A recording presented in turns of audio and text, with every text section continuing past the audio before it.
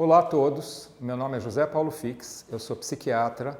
Hoje eu estou aqui para falar para vocês sobre as questões da pandemia e a saúde mental e o que fazer para você se proteger de uma doença mental em época de pandemia. O primeiro item que eu quero falar é sobre a questão do estresse. Estamos vivendo um momento muito especial e muito dramático na saúde da população mundial.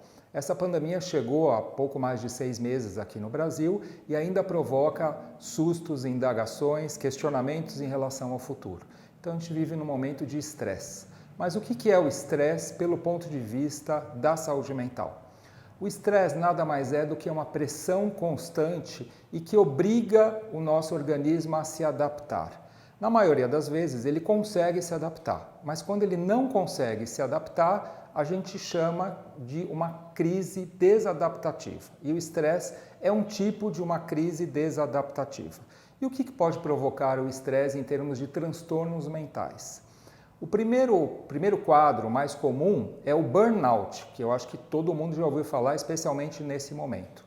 O burnout é um quadro decorrente da pressão de estresse, especialmente sobre o trabalho, mas isso tem sido ampliado ultimamente para outros locais, por exemplo, o estudo das crianças e até o ambiente de convívio familiar. E o que é o burnout? O burnout é uma síndrome caracterizada por um esgotamento, insônia, irritabilidade, uma impossibilidade de concentração, insônia e uma tendência a abusar de álcool e outras substâncias. Habitualmente, o burnout é considerado uma síndrome relativa ao trabalho, mas isso, como eu falei, está se ampliando e está se transformando numa patologia. Então, provavelmente, em pouquíssimo tempo, a gente vai escutar do burnout como se fosse uma doença. Esse é o quadro mais comum que a gente encontra no dia a dia decorrente do estresse. E por que ele pode aparecer? Porque o estresse, nesse momento, está envolvendo o medo da doença. A gente não sabe ainda o desenrolar da Covid-19, embora já tenhamos muito progresso no tratamento, mas a gente não sabe quando isso acaba.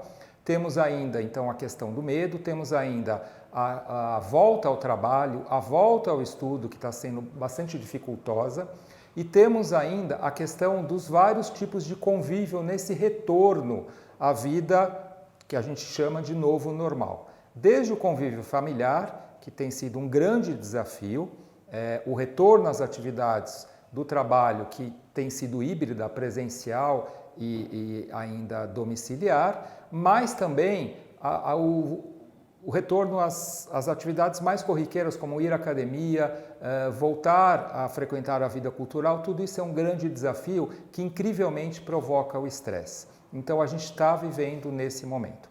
Além do burnout, o que pode acontecer? O que nós já estamos notando em relação a transtornos mentais? Primeiro, um aumento incrível de quadros de ansiedade. Isso pode ser desde o que a gente chama de ansiedade generalizada, uma apreensão em relação a tudo, mas também temos quadros mais específicos, como o pânico, as fobias, que são medos mais específicos. A gente tem encontrado pessoas que ficaram muito tempo isoladas durante a quarentena e não conseguem sair mais de casa, tem uma enorme dificuldade para isso. Então, os quadros de ansiedade, eles têm aparecido com muita frequência nos consultórios e na percepção do ambiente em geral, mas também temos outro quadro que tem aparecido com muita frequência, que são os quadros depressivos. São pessoas que deprimiram em função do convívio nessa quarentena, pessoas que perderam parentes ou amigos ou até pessoas mais próximas, amadas, e mal conseguiram fazer o trabalho de luto, que é algo saudável da nossa sociedade e foi impedido pela atmosfera da quarentena. Então temos muitos quadros depressivos aparecendo agora, nessa época de transição de uma epidemia com uma chegada que foi bastante dramática e agora que a gente está tentando se adaptar. Mas também temos tido quadros de TEPT, o transtorno de estresse pós-traumático, que possivelmente é a forma mais grave da evolução desse quadro de estresse, como eu apresentei para vocês. E o que é o transtorno de estresse pós-traumático? É um quadro decorrente de uma vivência de morte ou de proximidade da morte, uma ameaça à vida. São quadros muito graves, caracterizados por uma evitação, a pessoa não consegue mais sair de casa, ela revive a todo momento a experiência dessa proximidade da morte, ela deprime, ela fica muito triste, não é depressão como eu contei agora para vocês, decorrente da experiência, apenas da experiência da pandemia, é uma depressão decorrente de uma experiência traumática, um evento traumático que aconteceu para muitas pessoas durante essa pandemia, e o que acontece também é a hipervigilância, a pessoa fica olhando para todos os cantos, procurando essa ameaça porque ela passou e que causou o risco de morte. Então, esses quadros, eles são cada vez mais presentes como decorrência do estresse e pela experiência ruim com a pandemia.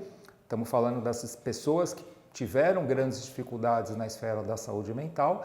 E o que a gente faz numa situação dessa para evitar que a gente caia nesses quadros? É lógico que as pessoas podem ser vulneráveis, mas a gente pode criar mecanismos de defesa para evitar que isso nos tome. E a gente precisa elaborar crise. A crise não é necessariamente entrar em crise, mas sim prevenir uma crise. Então a gente precisa saber qual é a situação real pela qual nós estamos passando, elaborar uma tentativa de sair disso, implementar e sustentar essa elaboração. E como é que a gente pode fazer isso no cotidiano? Como é que a gente pode sair desse momento de pandemia mais tranquilamente e evitar que ainda esse tipo de estresse cause surpresas desagradáveis para a nossa saúde mental? Então, a primeira coisa é ter informações seguras, de confiança. Como é que tá a ideia da vacina? Será que realmente ela vai resolver? Como é que está a virada do ano? Tem muita gente falando assim, mas o ano que vem eu resolvo, o ano que vem a gente volta ao normal. A gente não tem certeza de nada, então a gente precisa saber, com dados de realidade, para cada vida particular, de uma maneira bastante subjetiva, qual vai ser o seu futuro. Então você precisa saber do presente. Segunda coisa, que parece meio óbvio, mas é importante para todo mundo, é a manutenção de um cotidiano. Durma pelo menos 7, 8 horas por noite, coma bem, hidrate-se, faça atividade física, divirta-se, consuma cultura, leia aquele livro que você sempre quis ler e não conseguiu ainda, tem tempo, a gente tem tempo para fazer isso, então mantenha um cotidiano saudável.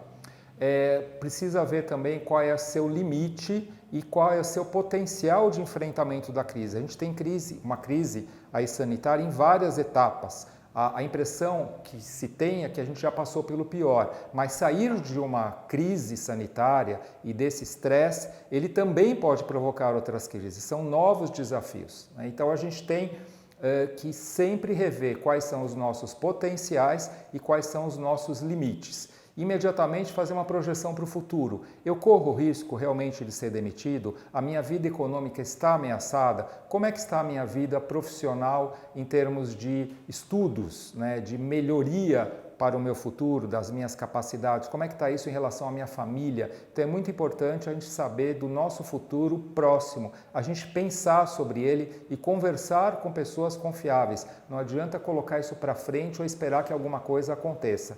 É muito importante para a gente manter a nossa saúde mental, pensar sobre um projeto de futuro. E finalmente, e muito importante, faz parte da manutenção da nossa saúde mental, é o engajamento social. A gente precisa se manter ligado ao social. E uma das maiores questões aí em relação à pandemia é essa palavra, o social. É muito dito que nós precisamos manter o distanciamento social, mas na verdade quando a gente fala isso é o distanciamento físico, porque o distanciamento social pode provocar buracos na sociedade. Então a gente se acostumou a falar distanciamento social, claro, é um termo já consagrado, mas pense bem, o que nós estamos fazendo nesse momento de uma maneira saudável é o distanciamento físico. A gente precisa se engajar socialmente para manter a nossa sociedade mais saudável, desde o seu núcleo familiar até os seus amigos e a sociedade de uma maneira geral. Muito obrigado.